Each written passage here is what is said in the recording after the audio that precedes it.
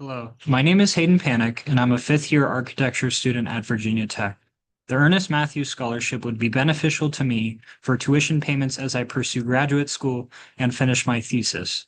Over the past 4.5 years, I have become very passionate about architecture, and I have tried my best to take advantage of my education. Hopefully, you can see this through my work. Getting started, the cover image and image on the left represents work for my thesis titled Liminal Building. Liminal spaces are defined as transitional zones where normal rules, or meanings are suspended. Liminality is characterized by ambiguity, in-betweenness, and transformation. This feeds right into my project from last semester, where my partner and I first studied these types of places. The building sits in the Avondale neighborhood in Chicago. The concept of the building focuses on the interstitial space in the middle. From the site plan, part of a larger master plan, the building exists around large, boxy courtyard buildings. The project acts as a reinterpretation of those buildings.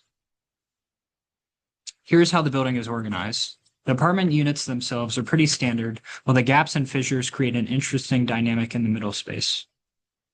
Here are some examples of what that middle space would actually feel like. The project focused on a more banal and recognizable facade towards the street to match the existing context, while the inner facade is layered to blur space and boundaries. Here you can see more of the technical components through the section and how the different systems ultimately work. The second project is situated in another urban context in the Roxbury neighborhood of Boston.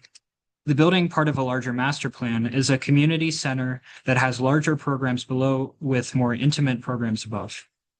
One of the goals of the project is to pull people towards the building. This was achieved in elevation, where at certain moments towards entrances, the facade actually lifts up. These certain moments, or cracks, become important in the design as they give hints to what lies beyond. The perforations show the variance of light passage based on the program behind.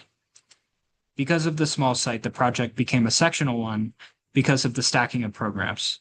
This also created opportunities for light punctures and ventilation. This third project is similar to the first, as it is senior housing located on a vacant lot in Roanoke, Virginia. The residences are elevated above the rest of the street, symbolizing a return in importance of the elderly community within an urban context. A main focus of the design was being able to maximize efficiency for people in wheelchairs, and this was also my first time really understanding how a building is put together. I'm out of time, so thank you for your time and consideration.